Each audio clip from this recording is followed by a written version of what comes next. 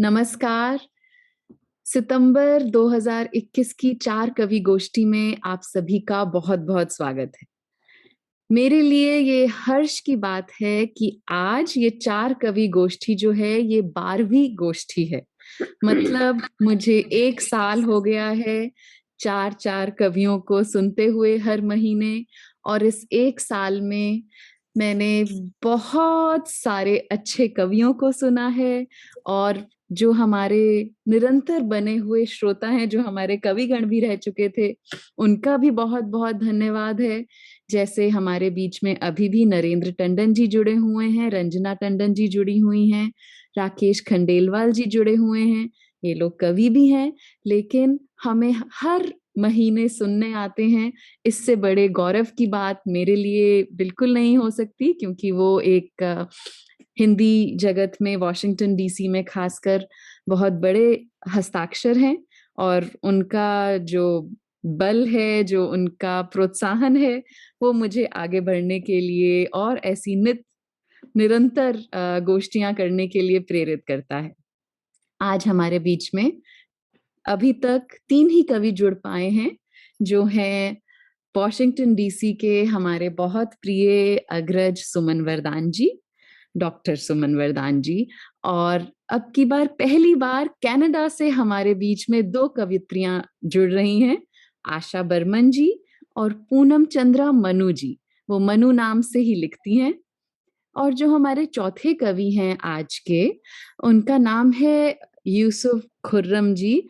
वो जुड़ नहीं पा रहे हैं क्योंकि अ, वो कह रहे हैं वो कहीं डीसी के ट्रैफिक में अटके हुए हैं। वो 4 बजे से अपने ऑफिस से निकले हैं, तो हम ऐसी आशा कर रहे हैं क्योंकि आशा जी हमारे साथ ही हैं, तो हम आशा कर रहे हैं कि खुर्रम जी शायद अगले आधे घंटे में हमसे जुड़ पाएँ, तो फिर हम उनको आखिर में बुला लेंगे।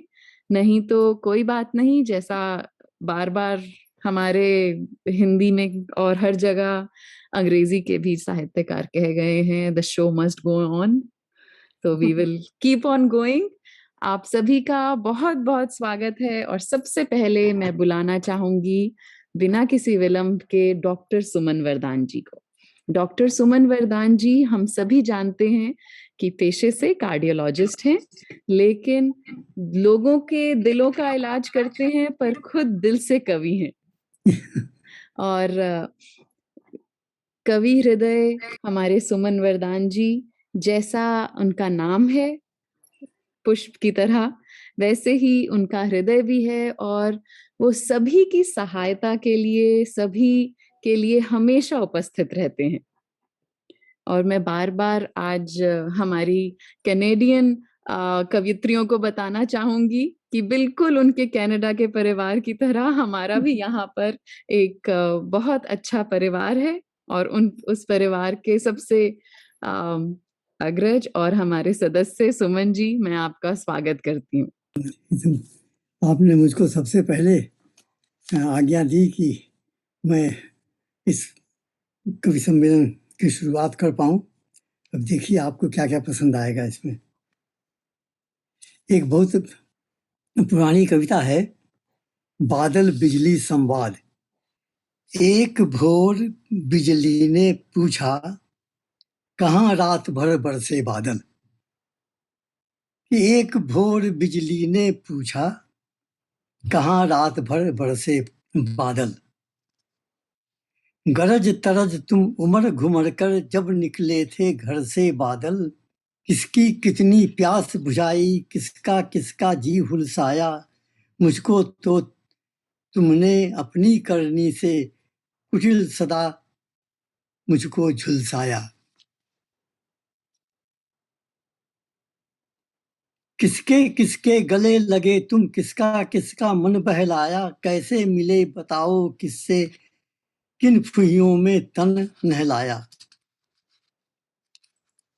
कहाँ कहाँ बरसे तुम रिमझिम, कहाँ बजाया डमरू डिम डिम। कब कैसे घर घोर बने, फिर नाचे शोर मचा कर रिमझिम। घेर घेर किसके डिग घुमरे, झूमे कहाँ थाप दे मातल, बहुत बिकल बिजली ने पूछा, राधा किस कदम पर पागल। बादल बोला मिला धरा से, तुझसे क्या मैं कहूँ दामिनी। लगी हुलस वह हृदय हमारे, सुन ईर्षा से जली कामिनी। झरे प्रेम जल युग नैनों से, तो बिजली के नैनों से अगर प्रेम जल गिरेंगे तो देखिए वो कैसे उसके बाद आगे बात बढ़ती है। तो झरे प्रेम जल युग नैनों से, मैं हो गया भाव में विह्वल, कड़की बिजली मेघ गिरा सुन, छिटक गया टुक होकर बादल। संयत हुआ पुनः यूं बोला, संयत हुआ पुनः यूं बोला, मन का भेद विवश हो खोला। बहुत मगन था उस दिन जिस दिन, आया था मम गृह तब डोला। बड़ी आश थी प्रणय पलेगा, नेह मेह का दीप जलेगा, किंतु न पूरी हुई साध कभी भी, मिला न मुझे प्यार का संबल। किंतु मिला मैं घरनी से, भाव विभोर हुआ मन मेरा, ऐसी उमंग मिली वह मुझ, ऐसी उमंग नहीं, ऐसी उमंग मिली वह मुझसे, प्रणय के लिए हुआ सवेरा। बहुत अच्छा। निज वाणी में, उपालंब भर निज वाणी में, बोला धीरे वारिद बादल, तेरे मुख से कभी न बिजली, सुना प्यार का शुभ स्वर कोमल। ये तो पति पत्नी संवाद लग रहा है। बादल बिजली यहाँ पर बादल के रूप में, मेल के रूप में है, और बिल्कुल जो है वो पत्नी के रूप में है जी। बहुत सुंदर। तो ही तो पति पत्नी का जो एक विवाद जो चल रहा है, तो उसी का आगे हम लोग बढ़ा के देखें कि फिर आगे क्या होता है। तो उपालंब पर निज वाणी में, बोला धीरे वारिद बादल, तेरे मुख से कभी न बिजली, सुना प्यार का शुभ स्वर कोमल। हुई बिकल बिजली फिर बोली, लगी उसे हो गोली। मैं धरनी रह गई तड़पती, तुम हो रहे निठुर नर बादल। बादल तब बोला उन्मन हो, दिल में पिघला दर्द सघन हो। शब्दों में तब व्यंग भर आया, तप्त तवा पर ज्यों जल कण हो। देखिए कि कैसा लगेगा कि तक तक तक तप्त तवा पर ज्यों जल कण हो, तो गिरते ही जल पिघल जाएगा, जल जाएगा जी। तो जब जब मैं घिरा गगन, जब जब भी मैं घिरा गगन में, तू बन कुपिता करकी अविरल। चिनगारी भर नैन तरेरे, कभी न उसमें आंजा काजल। वाह। फिर भी मैं तो पास तुम्हारे रहा, गिरा ही अपी परिणीते। हम दोनों जब मिले उसे, तो जाने कब कितने जुग बीते। ये देखिए कि फिर भी मैं तो पास तुम्हारे रहा, घिरा ही अपी परिणीते।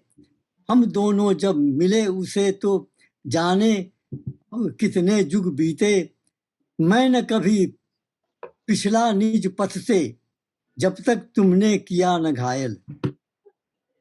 मैं न कभी पिछला निज पथ से, जब तक तुमने किया न घायल। घरनी से जब हुआ तिरस्कृत, घरनी से तुमसे मतलब हुआ, घरनी से जब हुआ तिरस्कृत, भाया धरनी का तब पायल। किंतु न भूलो हम तुम दोनों, एक सूत्र में सदा बंधे हैं। पति पत्नी के मधुर मिलन से ही जगती के साथ सधे हैं। आओ गले मिले हम दोनों, मन दोनों का हो मधु निश्चल, इस प्रकार हो गए एक फिर मिलकर दोनों बिजली बादल। वाह वाह, बहुत सुंदर। बहुत सुंदर। वो ऐसा है कि वो बिना बताए हुए घर से निकल गए हसबैंड महाराज, और ये बेचारी ढूंढ रही है कहाँ है, और वो अब बिना बताए कहीं और बरसने जाएंगे तो फिर वो बिजली ही तो होगी।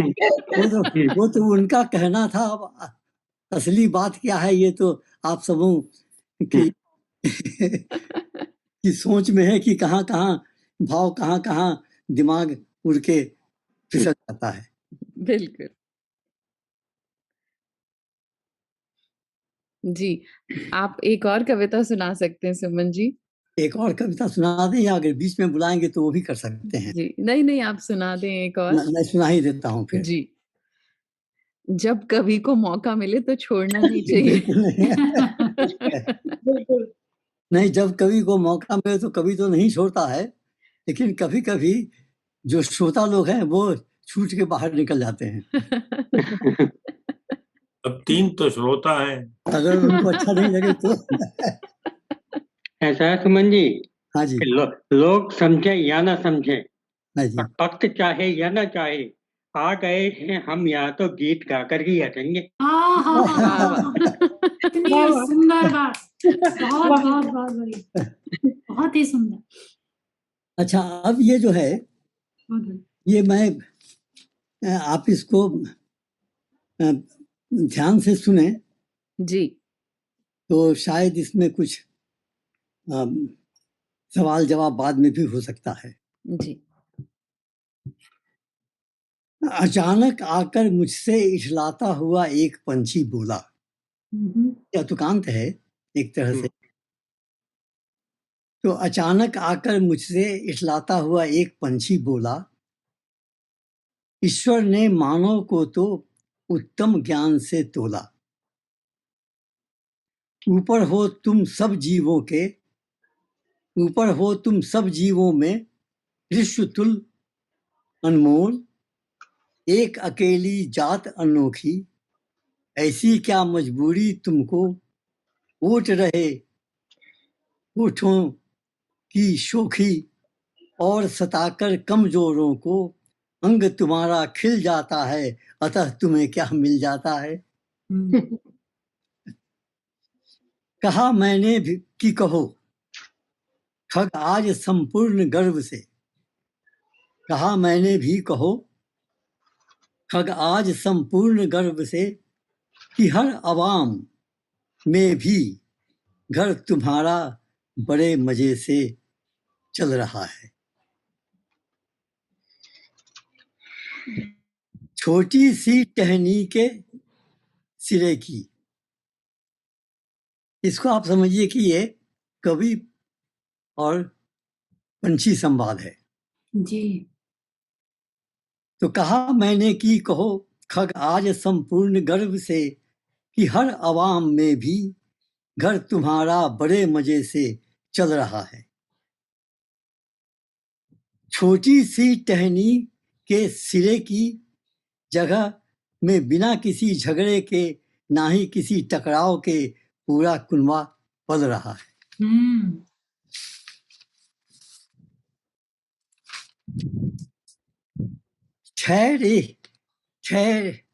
ठौर यही है, ठौर यही है, उसमें डाली डाली पत्ते पत्ते डलता सूरज तरावट देता है। थकावट सारी पूरे दिवस की तारों की लड़ियों में धन दान की लिखावट लेता है। नादान नियति का अनजान, अरे प्रगतिशील मानव फरेब के पुतलों बन बैठो हो समर्थ। यह जो भी प्रभु की रचना है अनुपम, लालच लोभों के वशीभूत होकर, शर्म धर्म सब तज कर, षड्यंत्रों की खेतों में सदा पाप बीजें बोकर, होकर स्वयं से दूर क्षणभंगुर सुख में अटक चुके हो, त्रास को आमंत्रित करते हो, ज्ञान पथ से भटक चुके हो। हाँ, यही दो पन्नों की थी। एक अचानक इछलाता हुआ पंछी आके कैसे बोलता है, और उसके सवाल जवाब की अंतिम पंक्तियों में, यह जो भी प्रभु की रचना है अनुपम, लालच लोभों से वशीभूत होकर शर्म धर्म कर प्रयत्नों की खेतों में सदा पाप बीजें बोकर होकर स्वयं से दूर क्षण भंगुर सुख में अटक चुके हो, त्रास की को आमंत्रित करते हुए ज्ञान पथ से भटक चुके हो। हाँ, तो क्या बात। इसका दर्शन है। जी,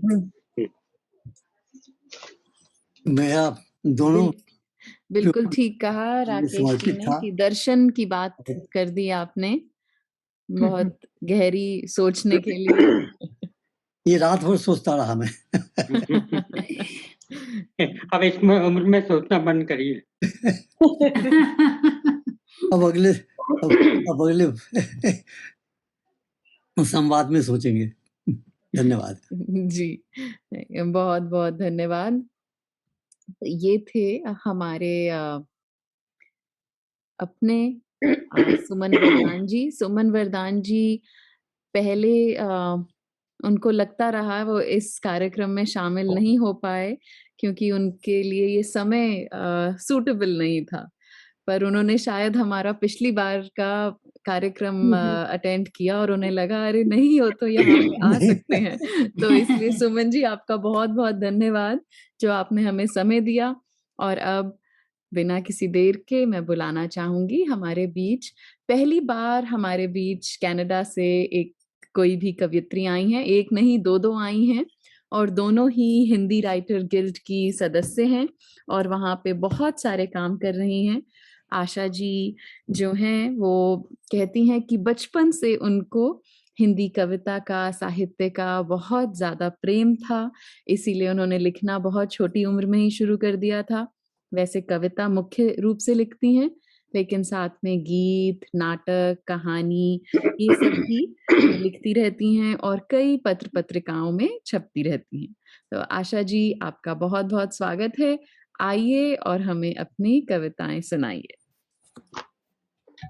और उनकी एक काव्य संकलन है कही अनकही, और जी मैं ये बताना भूल गई थी, उनके काव्य संकलन का नाम कही अनकही, वो दिखा रही हैं तो मैं उनको स्पॉटलाइट में लाती हूँ।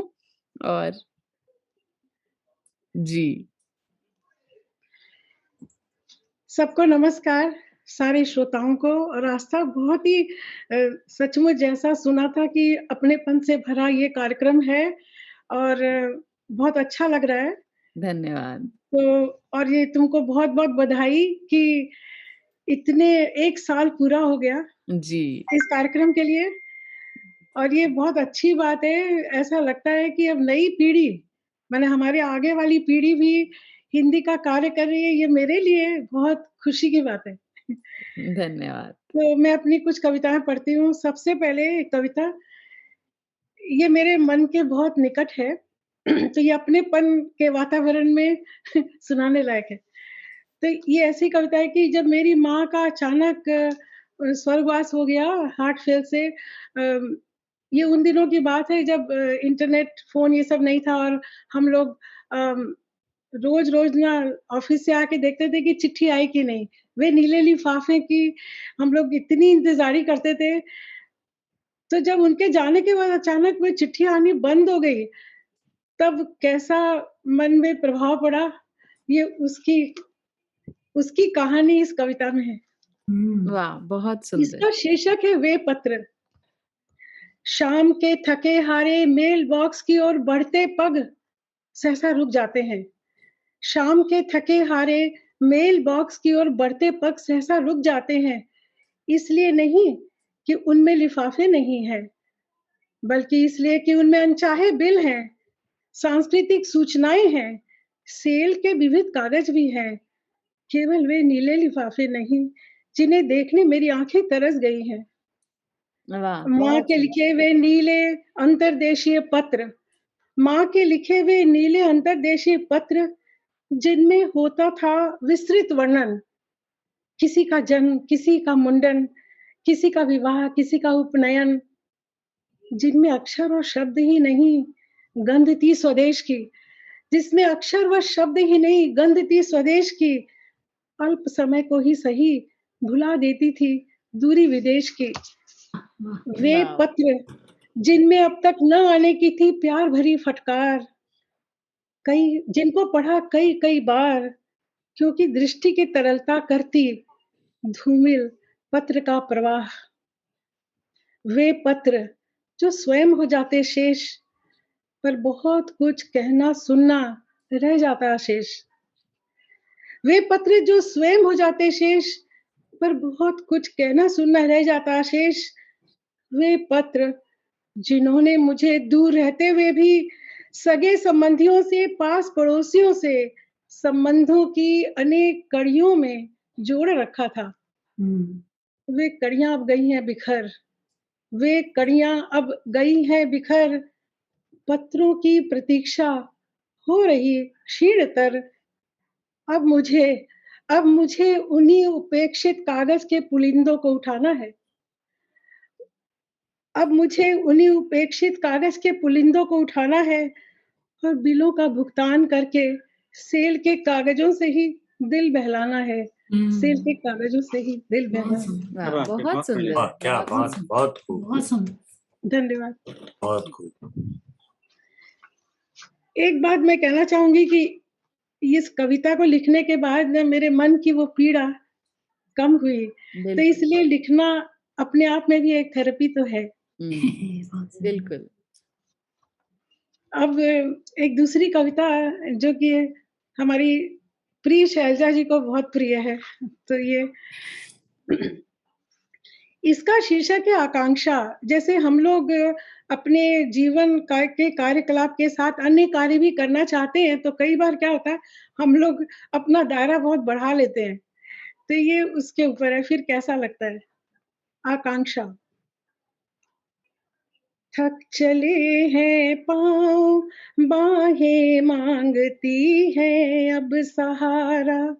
थक चले हैं पाँव, बाहें मांगती है अब सहारा। चहुदिशी जब देखती हूँ, काम बिखरा बहुत सारा।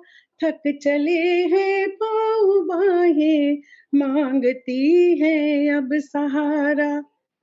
स्वप्नदर्शी मन मेरा है, चाहता छू ले गगन को। स्वप्नदर्शी मन मेरा है, चाहता छू ले गगन को। मन की गति में वेग इतना, मात कर देता पवन को।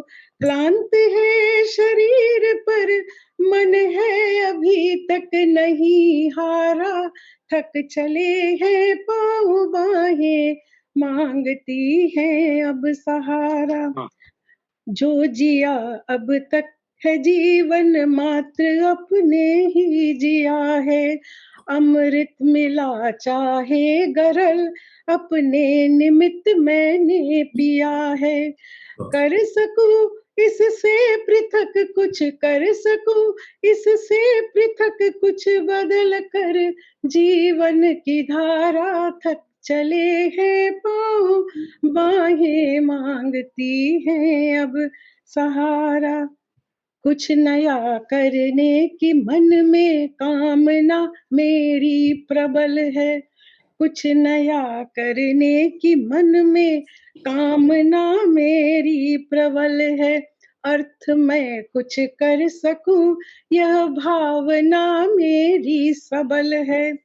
व्यक्ति से समष्टि तक, व्यक्ति से समष्टि तक जा सकूं, मन का यही नारा।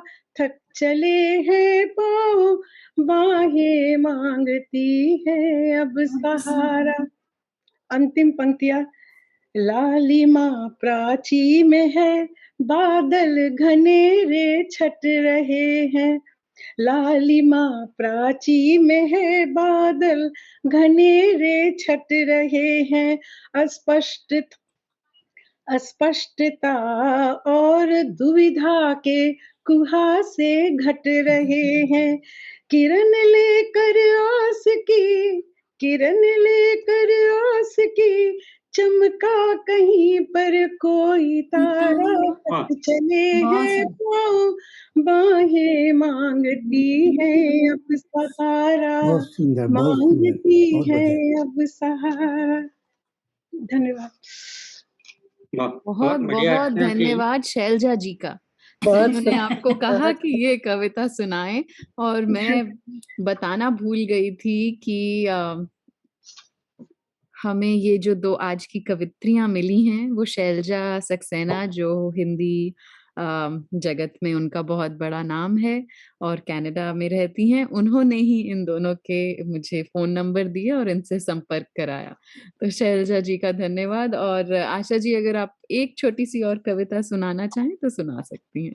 तो पहले मैं 2 पंक्तियां कहूंगा इनकी कविता के लिए, इन्होंने नाम जो किया वाह, कि केंद्र पर मैं टिक रहूं, केंद्र पर ही टिक रहूं या वृत्त का विस्तार चाहूं, जानता हूं ये मेरी आकांक्षाएं तय करेंगी।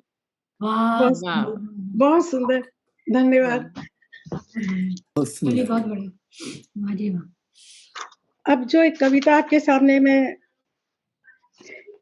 एक और कविता है, ये समझ लिए मेरे जीवन का दर्शन है, क्योंकि हम लोग बड़ी चीजों के पीछे भागते हैं, लेकिन छोटी-छोटी बातें जीवन में इतनी महत्वपूर्ण होती हैं, उसका इसमें चित्रण है, जो हमें बहुत सुख देती हैं। छोटी-छोटी बातों में कितना सुख समाया है, छोटी-छोटी बातों में कितना सुख समाया है, उनके आने की आहट, उनकी वो मुस्कुराहट, छोटी सी पाती में किसका संदेश आया है, छोटी-छोटी बातों में कितना सुख समाया है। नन्हे से ताल में पूरे गगन की छाया, नन्हे से ताल में पूरे गगन की छाया, छोटे से पंछी ने उड़ने को पर फैलाया, नन्ही सी कलियों ने सौरभ कितना बिखराया है, छोटी छोटी बातों में कितना सुख समाया है। छोटे से शब्द माँ में कितना भरा है प्यार, छोटे से शब्द माँ में कितना भरा है प्यार, छोटी सी एक हाँ ने बदला मेरा संसार, छोटी सी एक हाँ ने बदला मेरा संसार, थोड़ा सा देकर मन ने कितना कुछ पाया है, छोटी छोटी बातों में कितना सुख समाया है। कुछ ही शब्दों से मिलकर गीत एक बन जाता है, कुछ ही शब्दों से मिलकर गीत एक बन जाता है, 7 सुर की सरगम से ही उनमें स्वर ढल जाता है, उन गीतों से किसी ने सपना सजाया है, छोटी छोटी बातों में कितना सुख समाया है, उनके आने की आहट, उनकी वो मुस्कुराहट, छोटी सी पाती में किसका संदेश आया है, छोटी छोटी बातों में कितना सुख समाया है। बहुत बढ़िया, आशा जी, बहुत बहुत बढ़िया, अच्छा। बहुत सुंदर। बहुत सुंदर, बहुत सुंदर। बहुत छोटी छोटी सुंदर, बातों में कितना सुख समाया है। वाह, बहुत सुंदर। बहुत ही अच्छा। आशा जी, धन्यवाद। आपका तो धन्यवाद, और मैं शैलजा जी को आज ही फ़ोन करके उनको भी धन्यवाद दूँगी कि उन्होंने आपकी प्राप्ति हमें कराई। बहुत अच्छा लगा। आप लोगों को और अच्छा लगा, ये मेरे लिए बहुत बड़ी बात है। बिल्कुल, धन्यवाद। बहुत अच्छा लगा। गाया भी अच्छी तरह से आपने, बहुत सुंदर। जी, आप बहुत गाती सुंदर। भी इतना अच्छा है।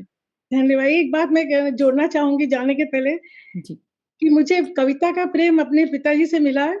ऐसे तो वो बिज़नेसमैन थे, लेकिन बहुत ज़्यादा उनको कविता से प्रेम था, बचपन से सुनाया करते थे, मतलब समझाया करते थे। और उसी तरह मेरी माँ संगीत में रुचि रखती थी और अरे खूब वाह! सुंदर भजन गाती थी, तो घर में ऐसा वातावरण था, तो ये उन्हीं की देन है, उन्हीं का आशीर्वाद है। तो आपने धन्यवाद। उन दोनों को मिला दिया और अपने में बिल्कुल। उनके सारे रुचि और गुण भर लिए। वाह! बहुत अच्छा।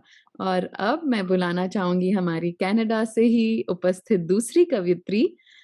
मैंने सभी को उनका नाम पूनम चंद्रा जी बताया था, लेकिन मैं क्षमा चाहती हूँ, वो मनु नाम से लिखती हैं।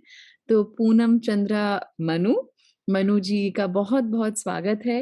ये हमारी ट्रेडिशनल कवयित्री नहीं हैं, ये वेब डिज़ाइनर हैं और ग्राफ़िक डिज़ाइनर हैं। आप जब हिंदी राइटर गिल्ड की वेबसाइट पे जाएँगे, तो जो भी डिज़ाइनिंग है, जो भी एडिटिंग है, वो इन्हीं का कमाल है। और ये साथ में जज़्बात लिखती हैं और जज़्बात क्या होते हैं, ये आज हमें पता चलेगा इनको सुनकर। आप इनको अगर फ़ॉलो करना चाहें, तो इनका एफबी पेज है जज़्बात.मनु और वेबसाइट भी है जज़्बात.नेट। उस पर आप देख सकते हैं। इनका उपन्यास छपा है वादों की परछाइयाँ और इनका कविता संग्रह का नाम बड़ा ही ऑब्वियस है, जज़्बात। तो आइए हम सुनते हैं मनु जी के जज़्बात। आपका स्वागत है। स्वागत मनु। बहुत बहुत धन्यवाद एस्था जी। मुझे बहुत अच्छा लग रहा है कि आपका कार्यक्रम जिसमें आप सिर्फ 4 कवियों को आमंत्रित करती हैं, उसमें से एक मैं भी हूँ। बहुत बहुत धन्यवाद। बहुत सुंदर कविताएं हो रही है, बहुत बढ़िया कार्यक्रम चल रहा है। सुमन जी ने, आशा जी ने बहुत सुंदर कविताएं कही। तो आप सभी को नमस्कार करते हुए अपने जज्बात कहूंगी मैं। मुझे बोलना थोड़ा कम आता है, लिखना थोड़ा बहुत लिख लेती हूँ, तो मैं सीधे ही जज्बात पे ही जाऊंगी और बातें कर ऐसा लगे कि हम बात कर रहे हैं जैसे।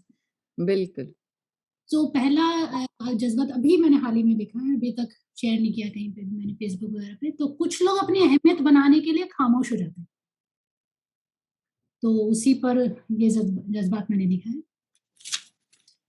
कि तुम्हारी खामोशी की इतनी आदत हो गई कि तुम्हारी खामोशी की इतनी आदत हो गई कि कभी तुम कुछ कहोगे तुम, कभी कुछ कहोगे तुम, तो तुम्हारी आवाज चुभेगी मुझे। तुम्हारी खामोशी की इतनी आदत हो गई, सच्चे। तो बहुत छोटे छोटे मैं लिखती हूँ, उसमें से एक बहुत सुंदर। मैं सभी को बताना चाहूंगी कि अभी हम जिनकी तारीफ कर रहे थे, शैलजा जी हमारे साथ जुड़ गई हैं। तो शैलजा जी, हमने आशा जी को सुन लिया है, आपने एक नगीना अपना हमें दिया, उसके लिए धन्यवाद। और पूनम जी अभी बोलना शुरू हुई है। जी पूनम जी। तो शैलजा जी के लिए भी कि तुम्हारी खामोशी की इतनी आदत हो गई कि कुछ भी कहोगे तुम, तो तुम्हारी आवाज चुभेगी मुझे। तुम्हारी खामोशी की इतनी आदत हो गई, सच्ची।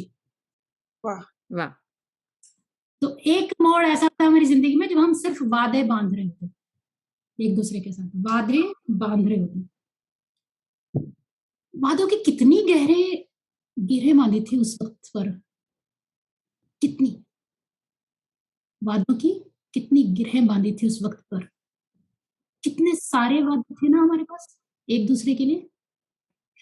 अच्छा तुम एक वादा करो, नहीं पहले तुम एक वादा, कहीं कोई जहन से निकल ना जाए, इसलिए उन सबको किसी धागे पर लिखने की कितनी जल्दी थी ना हमें।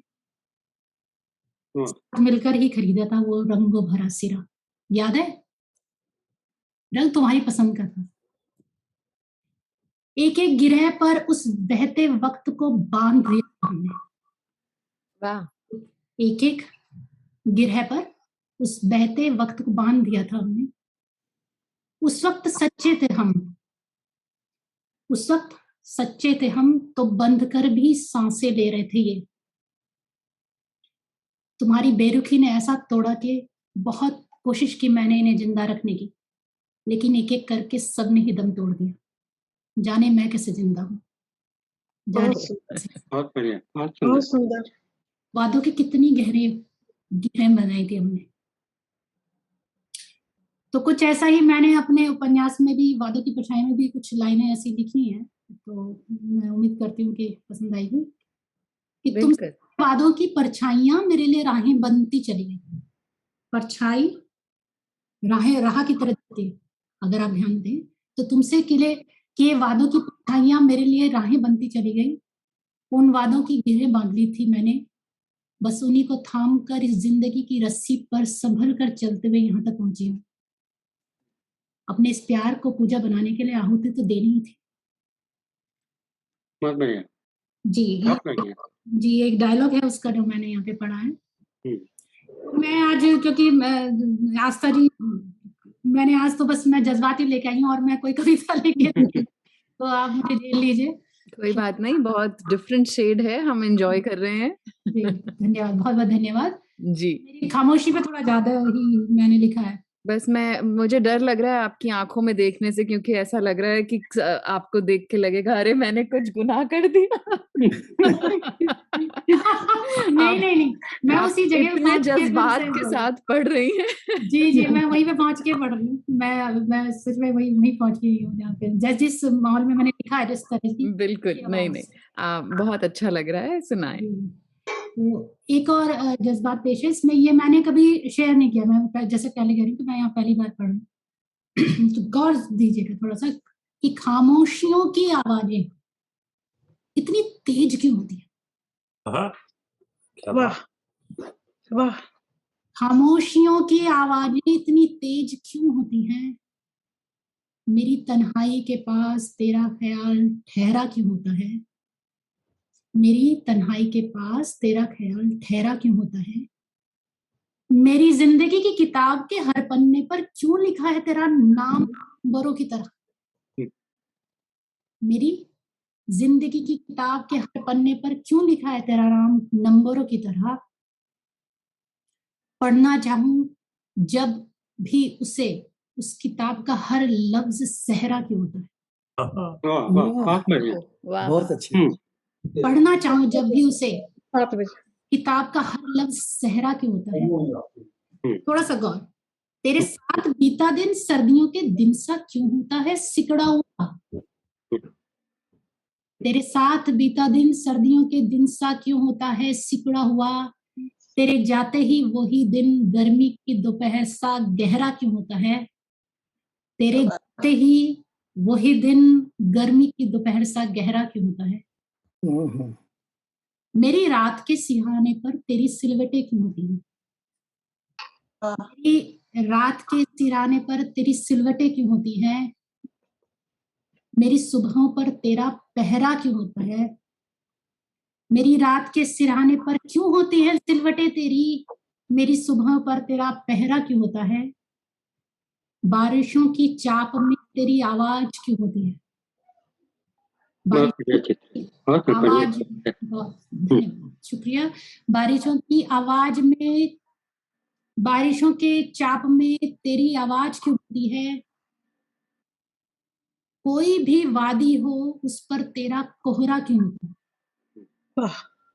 कोई भी वादी हो उस पर तेरा कोहरा क्यों होता है। बारिशों की चाप में तेरी आवाज क्यों होती है। कोई भी वादी हो उस पर तेरा कोहरा क्यों होता है। कहीं भी जाऊं, कहीं भी रहूं, कहीं भी रहूं, कहीं भी जाऊं, भीड़ का हर चेहरा तेरा चेहरा क्यों होता है। बहुत बढ़िया, बहुत बढ़िया, बहुत शुक्रिया। कहीं जाऊं, कहीं भी रहूं, कहीं भी रहूं, कहीं भी जाऊं, भीड़ का हर चेहरा तेरा चेहरा क्यों होता है। खामोशी की आवाजें इतनी तेज क्यों होती हैं। मेरी तन्हाई के पास तेरा ख्याल ठहरा क्यों होता है। वाह, बहुत सुंदर, बहुत बहुत धन्यवाद, शुक्रिया। तो सुमन जी, आस्था जी, मैंने गुजारिश उससे भी कर ली आस्था जी कि तुम भी एक नज्म लिख दो। बैठे बैठे मैंने उससे भी गुजारिश कर ली कि तुम भी नज्म लिख लो जी। तो मैंने उससे कहा कि आओ समंदर पर उसी की बूंदे लेकर लहरों की लिखाई सी कोई नज्म लिखे। वाह, आओ समंदर पर उसी की बूंदे लेकर लहरों की लिखाई सी कोई नज्म लिखें। वाह।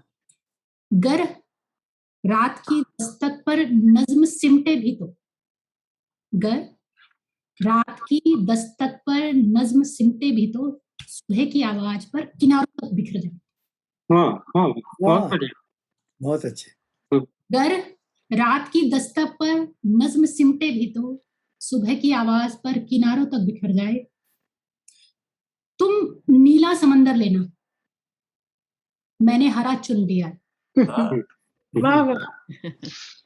तुम नीला समंदर लेना, मैंने हरा चुन लिया है। वाह। तुम धूप की रोशनाई लेना, मैंने पिघली हुई चांदनी को पिरोना है। तुम धूप की रोशनाई लेना, मैंने पिघली हुई चांदनी को पिरोना है। तुम परिंदों की आवाजें भरना, तुम परिंदों की आवाजें भरना, मैंने सितारों के बीच चलते हुए चांद के कदम नापने हैं। सुंदर। तुम परिंदों की आवाजें भरना, मैंने सितारों के बीच चलते हुए चांद के कदम नापने हैं। तुम सांझ का हाथ थामना, मैंने उजाले की लौ पकड़नी है। वाह, बहुत सुंदर। बहुत तुम सुंदर। बहुत बहुत धन्यवाद, शुक्रिया। तुम सांझ का हाथ थामना, मैंने उजाले की लौ पकड़नी है। यूं ही चलते चलते कहीं ना कहीं आकर ये नज़में एक हो जाएंगी। यूं ही चलते चलते कहीं ना कहीं आकर ये नज़में एक हो जाएंगी। शायद किसी पहर पर एक दिन तुम यूं ही रुको और रात एक हो जाए और ये नज्म पूरी हो जाए। शायद बहुत बढ़िया, बहुत सुंदर। बहुत अच्छा। ये शायद का उपयोग बहुत पूरी हो जाए। बहुत सटीक था। बहुत बढ़िया। बहुत सुंदर। आओ समंदर पर उसी की बूंदे लेकर लहरों की लिखाई सी कोई नज्म लिखे। अरे वाह, बहुत बढ़िया। बहुत ही अच्छा पूनम जी। बहुत अच्छा लगा। मुझे पता नहीं था जज्बात क्या होते हैं। वैसे तो जज्बात क्या होते हैं सबको पता है, लेकिन जज्बात सुनाए कैसे जाते हैं आज आपसे सीख लिया। और शैलजा से कहेंगे, शैलजा इन्हें छुपा के कहाँ रखा हुआ था? बिल्कुल। मैंने बहुत समय से इनसे कह रही हूँ कि निकलो निकलो निकलो, और अभी जबरदस्ती निकाल रही हूँ इनको। जाओ नहीं, आशा जी से तो मैं मिला हूँ, तुम्हारे पास आया था तब। जी जी जी, ये अब बाद में जुड़ी थोड़ा सा, लेकिन हाँ, फिर बस देखिए अब कहाँ तक इनके जज्बात कहाँ तक पूरी दुनिया को समेटे हुए। बिल्कुल, बहुत बढ़िया। नहीं, आज की गोष्ठी तो हमारे 50% तो शैलजा जी की मेहरबानी है। अच्छा, वो मैंने उनको स्पॉटलाइट में ला दिया तो वो खुश नहीं हुई, तो मैं हटा देती हूँ स्पॉटलाइट से। नहीं, बहुत अच्छा लगा। तो हमारे जो चौथे कवि हैं, वो अभी तक आ नहीं पाए हैं और मुझे ऐसा लग रहा है कि अब शायद वो जुड़ भी नहीं पाएंगे। वो 4 बजे से अपने ऑफिस से निकले हुए हैं, पर शायद आज वॉशिंगटन डीसी में वीकेंड है या क्या हुआ, तो काफी ट्रैफिक जैम होगा। तो उनकी कमी तो हमें महसूस हो रही है, लेकिन हमारे बीच में नरेंद्र टंडन जी हैं और राकेश खंडेलवाल जी हैं। तो आज चौथे कवि ना होके हम इन दोनों से एक-एक कविता सुन सकते हैं। और अगर शैलजा जी भी हमें अपनी कोई छोटी सी कविता सुनाना चाहें। शैलजा को सुनेंगे पहले। शैलजा जी को तो हम बुलाएंगे भी अगले, वो आएंगे तब तो आएंगे, अगले महीने जरूर।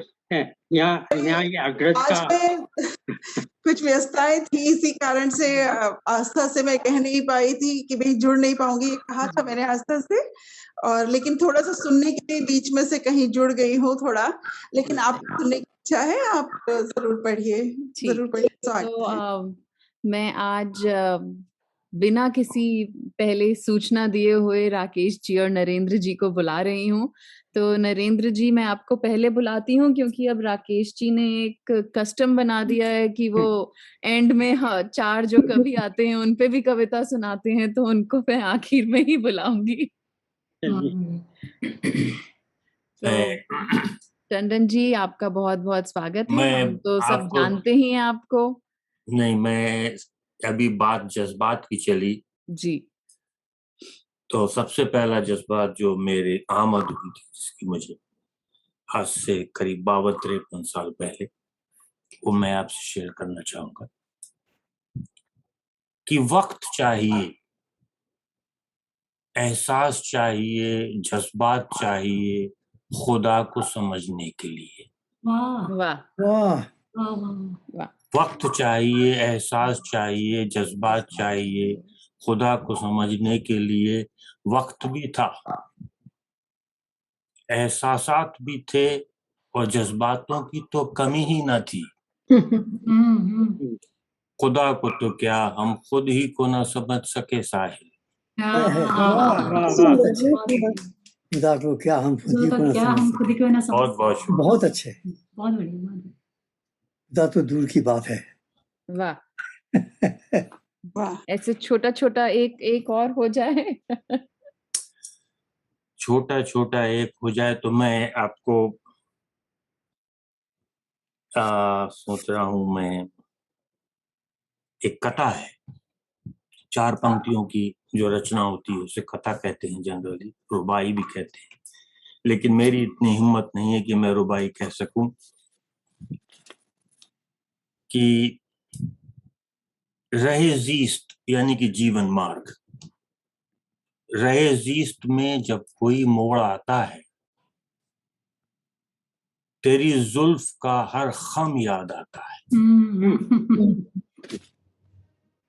राहें जिंदगी की तो संवार ली साहिल, खमे जुल्फ तेरा यूं ही रह जाता है। बहुत अच्छा, बहुत शुक्रिया। बहुत बढ़िया, बहुत अच्छा। बहुत ही अच्छा। देखिए हमारे श्रोतागण भी कितने प्रबुद्ध होते हैं। एक कवि नहीं आए तो हमें 2 कवि मिल गए।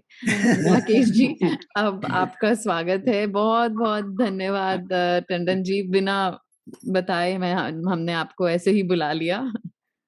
चलिए फिर मैं बिना किसी भूमिका के एक छोटा सा गीत रखता हूँ। बहुत जी। अच्छे, बहुत जिन कर्जों को चुका ना पाए, जिन कर्जों को चुका ना पाए, जिन कर्जों को चुका ना पाए उनके रोज तकाजे आते। क्या बात है। जिन कर्जों को चुका ना पाए उनके रोज तकाजे आते, मुझसे मांग रही हैं मेरी सांसें जीने की मजदूरी। अरे वाह क्या बात वाह है। बहुत ही सुंदर वाह बहुत जिन सुंदर। कर्जों को चुका ना पाए उनके रोज तकाजे आते, मुझसे मांग रही हैं मेरी सांसें जीने की मजदूरी। मैंने चाहा था मेघों के श्वासों से जी बहलाना, और इंद्रधनुष बाहों में भरकर तुम तक सजल छंद पहुंचाना। वन फूलों की छवियों वाली मोहक खुशबू को सवार कर, आंखों में सरगम की शबनम, होठों पर गंधों की छाया, किंतु तू लिखा नहीं दे सकी मुझे एक भी स्वप्न सिंदूरी, और मुझसे मांग रही हैं मेरी सांसें जीने की मजदूरी। बहुत अच्छा।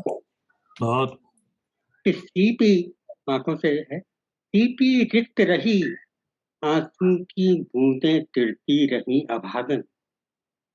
सीपी रिक्त रही आंसू की बूंदें तिरती रही अभागन, और खोया रहा कठिन प्रश्नों में कुंठित हुआ हृदय का दर्शन। और कुछ अस्तित्व नकारे जिनका बोध आज डसता है मुझको, गजलों में गहरा हो जाता अनायास स्वर किसी विरह का। जितनी चाही थी समीपता बढ़ती रही बीच की दूरी, और मुझसे मांग रही हैं मेरी सांसें जीने की बहुत मजदूरी। सुंदर, बहुत सुंदर। और अंतिम स्पर्श देखिए कि नहीं सफल जो हुए, नहीं सफल जो हुए उन्हीं की सूची में लिख लो मुझको भी।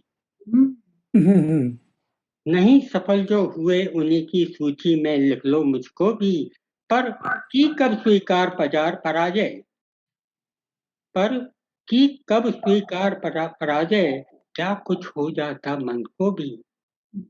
बुझे बुझे संकल्प सजोए, थकी थकी निष्ठाएं भरकर, जितना चला उगे उतने ही संशय के बदरंग कुहासे, और किसी प्रतीक्षा को दुलराते भोगी है जिंदगी अधूरी। मुझसे मांग रही हैं मेरी सांसें जीने की मजदूरी। क्या बात है। सुंदर सुंदर बहुत ही सुंदर, बहुत ही सुंदर। और 4 पंक्तियां जी। आज यहाँ संध्या बेला में वरदानों के सुगंध खिल उठे।